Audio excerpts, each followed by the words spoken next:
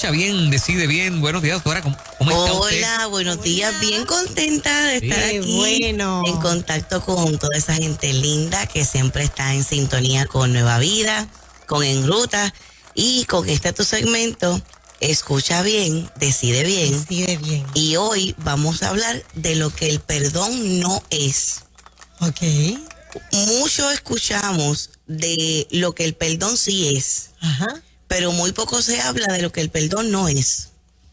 Cuando hablamos de lo que el perdón sí es, establecemos que el perdón es una decisión, es una determinación muy personal de cada quien. El perdón es un deber personal, porque la persona que no ha logrado completar el proceso de perdonar para sanar sus heridas emocionales, se va a quedar quebrantado el resto de su vida. Así que es un deber personal para poder ser feliz, para vivir una vida victoriosa, una vida de paz, porque el perdón también es paz, el perdón da tranquilidad. Yes. Es un deber también colectivo, porque cuando yo perdono a quien me ha lastimado y a quien me ha dañado, estoy liberando de alguna forma a esa persona también que ha sido ofensora. Y en lo personal yo establezco que el perdón es milagroso. Yo he sido testigo tantas veces en la oficina de consejería de cómo aspectos que se ven tan complejos y tan profundos, y personas que llevan un arrastre de años, que esas experiencias negativas les han conducido a depresiones, a aislamiento, a paralizar sus vidas. Cuando activan la liberación del perdón, su vida puede cambiar dramáticamente, cambia dramáticamente. Pero hablemos entonces de lo que el perdón no es. El perdón no es olvidar. Ustedes han escuchado personas que dicen, yo perdono pero no olvido. Pues en eso hay un significado y hay una verdad científica. Porque absolutamente todo queda registrado en nuestra mente.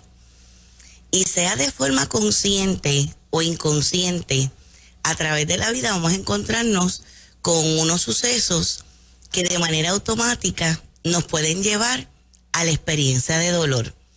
Cuando Dios levanta al profeta Isaías para decirle al pueblo hebreo de parte de él que no traigan más a la memoria las cosas antiguas, porque Dios estaba haciendo algo nuevo y ellos no lo iban a conocer, no lo iban a poder ver, no lo iban a poder apreciar, porque cuando estamos atados de las cosas del pasado, pueden estar ocurriendo muchas bendiciones delante de nosotros y no las vamos a poder disfrutar.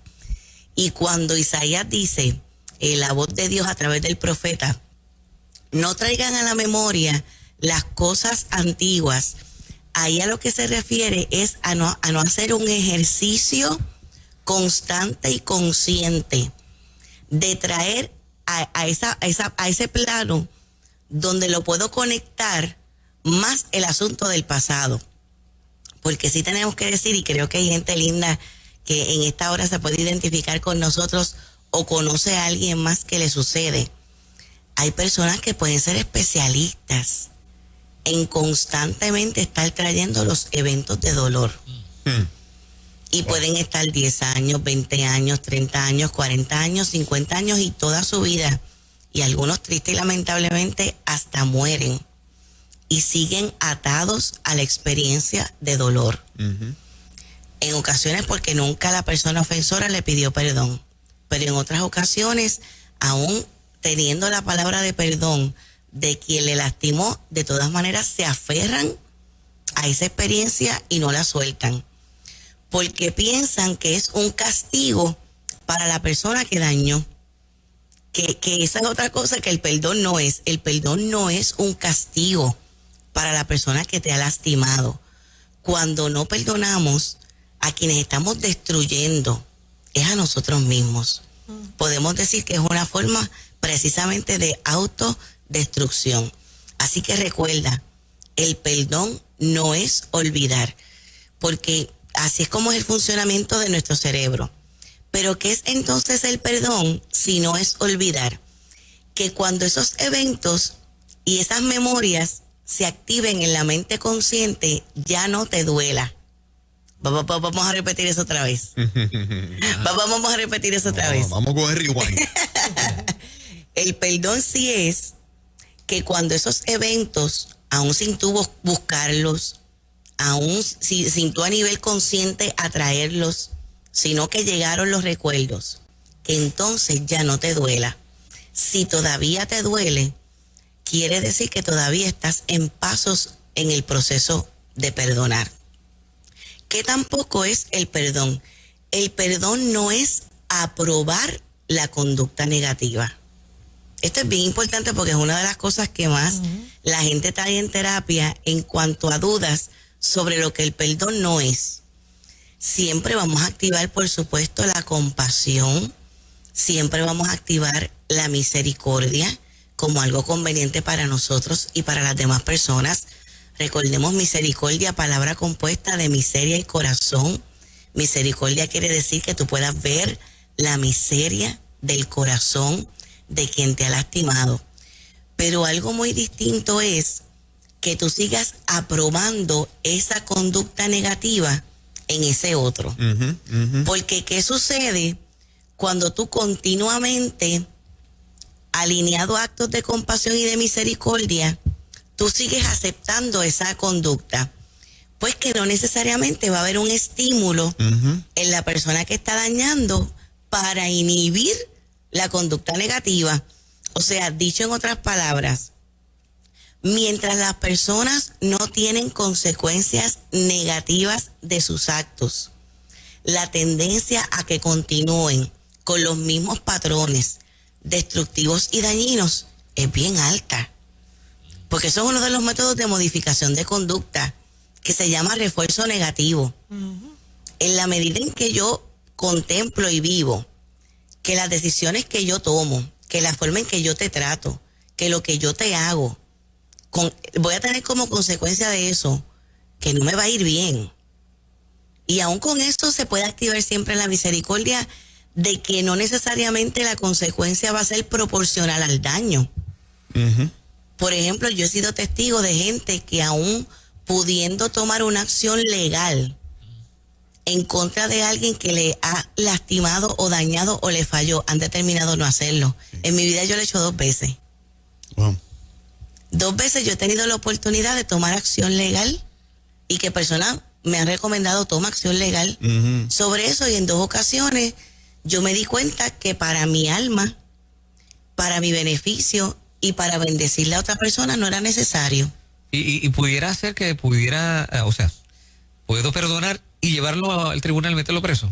Hay personas que lo llegan a hacer de esa manera, ¿verdad? Pero les testifico que en el trato que el Señor tuvo conmigo, en esas distintas experiencias, yo determiné que no iba a llegar a lo legal, que para mí eso no era necesario, ¿verdad?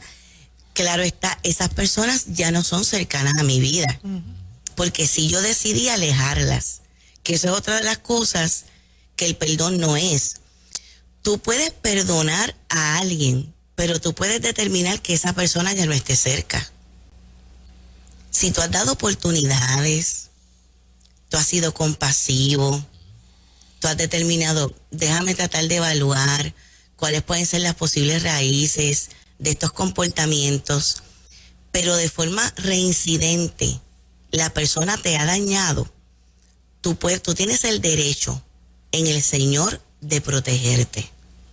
Tú tienes el derecho en el Señor de cuidarte. Todos nosotros como hijos amados de Dios no tenemos que estar expuestos a ningún tipo de maltrato. No tiene que ser así. Como nuestra audiencia son personas que aman al Señor, que son altamente espirituales, lo debes saber. Hay que establecer límites, fronteras. Esto se usa mucho en inglés dentro de los términos terapéuticos, que son los boundaries.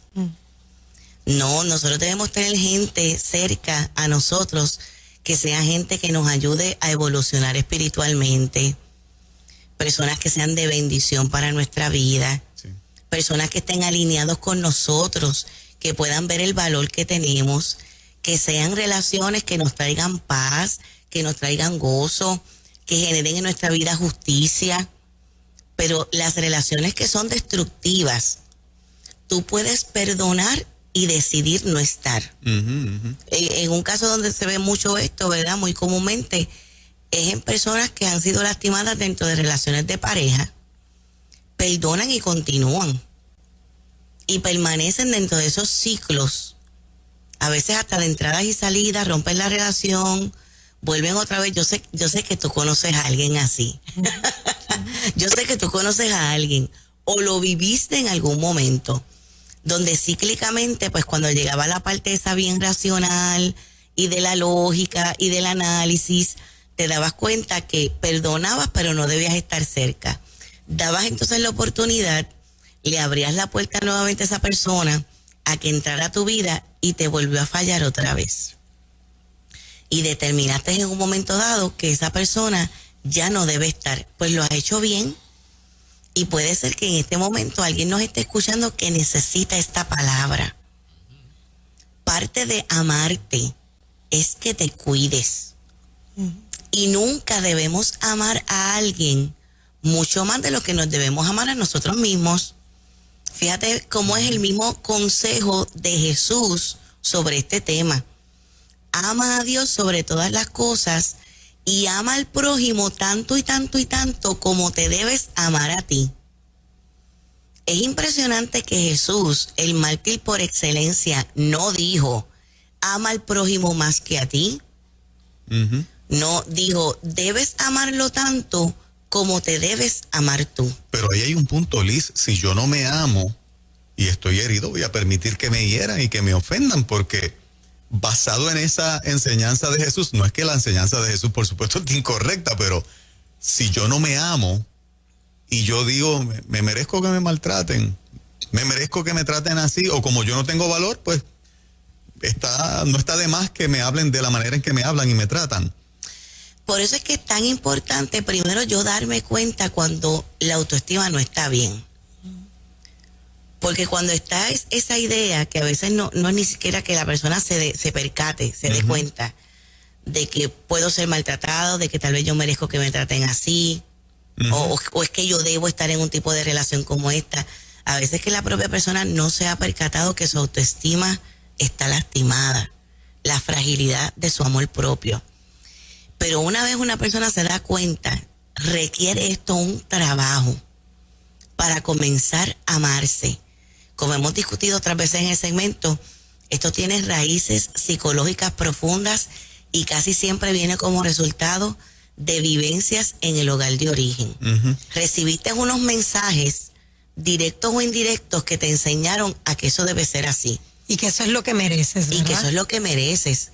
A veces es autocastigo, pero bien oculto, que a veces hasta que una persona no va a terapia no se percata. Como por ejemplo, cuando alguien se siente culpable de una ruptura, de una relación de pareja, después entran en relaciones de pareja que les dañan, donde comienzan a negociar cosas innegociables, cosas inmorales, convertirse en amantes de personas casadas, entrar en relaciones con personas que los llevan a la adicción, aprobar abuso dentro de esa otra relación, y no se dan cuenta que lo que están haciendo es castigándose porque se sienten culpables por lo que pasó en otra relación de pareja. Y a veces han pasado años de esa otra relación. Pero hoy te decimos, en el nombre poderoso de Jesús, que tú mereces vivir una vida digna.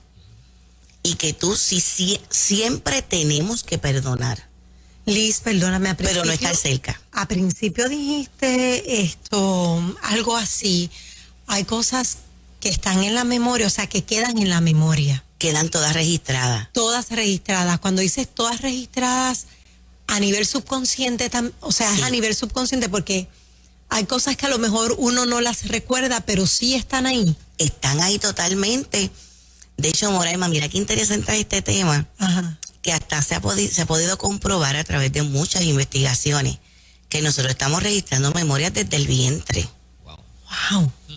Sabemos que la Biblia establece que hay una conciencia espiritual en el vientre, como cuando el rey David dijo, mi embrión fue visto por los ojos de Dios, o cuando Dios le está explicando al profeta Jeremías, en el vientre yo fui quien te formé y te conocí. Hay conciencia espiritual y también hay registro de memorias. O sea, que uno puede decir, esto ya a mí no me afecta, o tú creer que eso ya no te afecta, pero en el fondo cuando buscas ahí deudas pendientes, como uno dice. Hay deudas y a veces cuando entramos en el proceso de entrevista, Moraima, profundizando, Ajá.